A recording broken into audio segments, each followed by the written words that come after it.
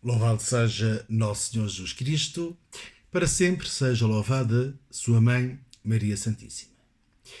Neste nosso encontro com o livro da Sabedoria, hoje vamos refletir dos capítulos 10, 11 e 12.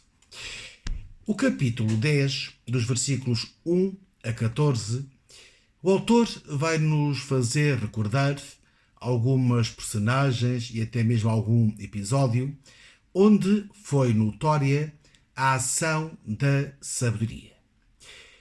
Fala de Adão e fala logo no versículo 1. Foi ele quem protegeu o primeiro homem, pai do mundo, quando ele estava só. No versículo 3, vai-nos falar de Caim. Mas quando, na sua ira, um homem injusto se afastou dela, pereceu pelo seu furor fraticida. Noé fala-nos no versículo 4, quando, por causa dele, foi inundada a terra. O versículo 5 vai-nos apresentar a Torre de Babel, Abraão e Isaque, e diz: E quando as nações, unidas no mal, foram confundidas, foi ela quem reconheceu o justo e o manteve irrepreensível diante de Deus. E lhe deu forças para vencer o afeto para com o filho. E o versículo 6 apresenta-nos Lot, quando diz: Também, quando da destruição dos ímpios, foi ela quem salvou o justo, que fugia do fogo que caía sobre a Pentápola. Ou seja, quando se refere ao ela, temos de entender sempre como a sabedoria. E o versículo 14 termina com uma referência a José, quando diz: Desceu com ele à cisterna e não o deixou em suas cadeias, até lhe entregar o cetro real e o poder sobre os seus opressores.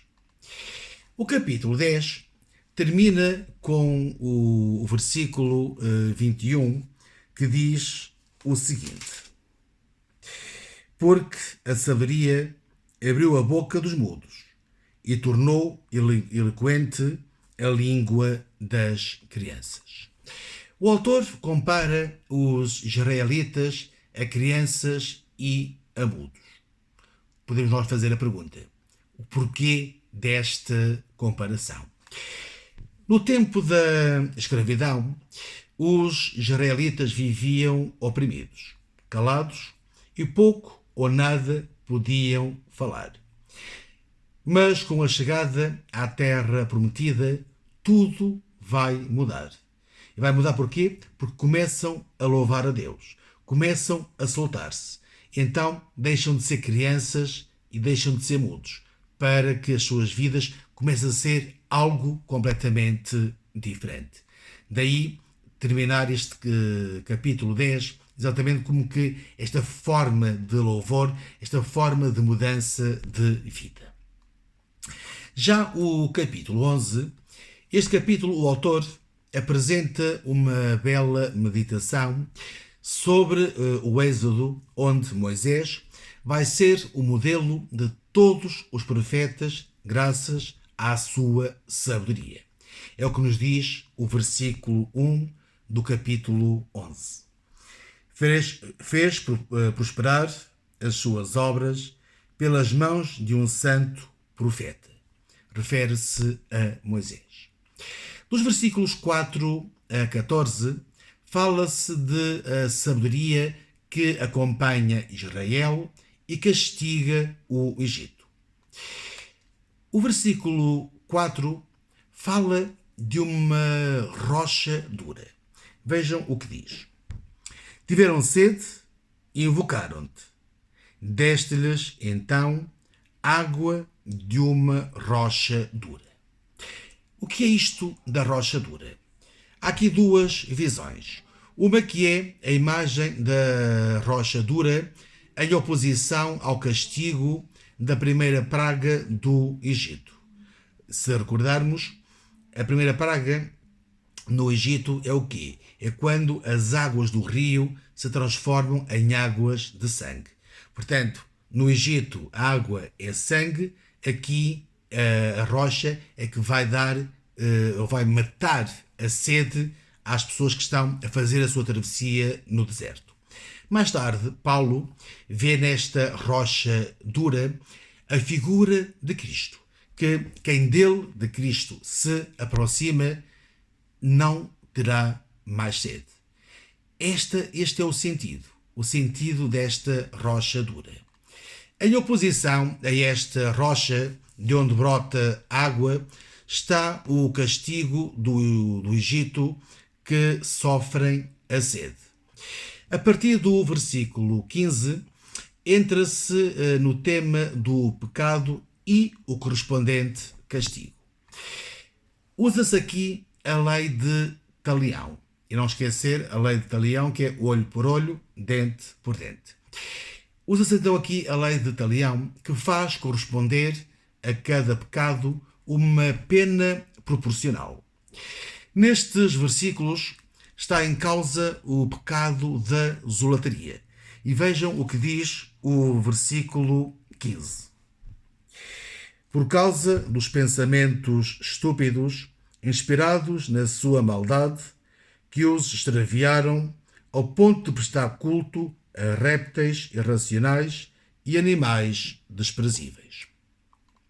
Nesta situação, vai acontecer que ninguém esperava, é que a misericórdia de Deus, a misericórdia divina, ela vai ultrapassar então esta lei de Talião.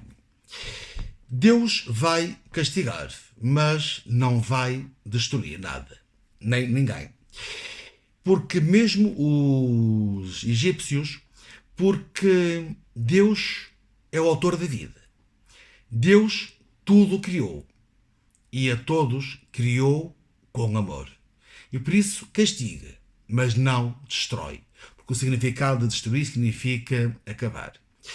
É caso para dizer que Deus é paciente para com os pecadores, dando-lhes tempo para que eles se possam converter. E o capítulo 12, podemos resumir este capítulo 12 com os versículos 1 e 2. E diz o seguinte: o teu espírito incorruptível está em todas as coisas. Por isso, pouco a pouco, corriges os que caem. Os repreendes e lhes recordas o seu pecado, para que se afastem do mal e recreiem em ti, Senhor. Sempre esta ideia da misericórdia de Deus.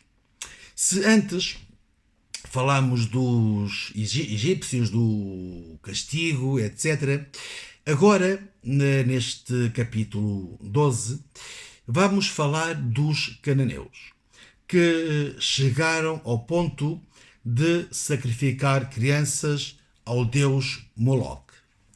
Deus não os eliminou. Deu-lhes tempo para que eles se pudessem arrepender. Entender esta linha de pensamento é, acima de tudo, entender a dignidade humana. E permitam-me, muito breve, partilhar aqui uma pequena experiência para entendermos como o valor da dignidade humana. Quando me perguntam porque é que eu vou à prisão visitar quem cometeu crimes, muitas vezes nem sempre é bem visto do ponto de vista social ir visitar. Se cometeram um crime, estão a sofrer o castigo, têm que assumir as consequências. É verdade. Mas mesmo um recluso nunca e nunca perde a sua dignidade humana. Isto é que é importante para nós e para a nossa vida. Seja qual for o pecado, seja qual for a queda, a pessoa nunca e nunca perde a sua dignidade humana. É precisamente a dignidade humana que faz com que Deus use de misericórdia em todas as situações. E vejam o que diz o versículo 19. Ao atuar assim, tu ensinas o teu povo que o justo deve ser amigo dos homens e destes a teus filhos uma boa esperança, porque após o pecado dás a conversão. O Senhor esteja convosco, abençoe-vos Deus Todo-Poderoso, Pai, Filho e Espírito Santo. Amém.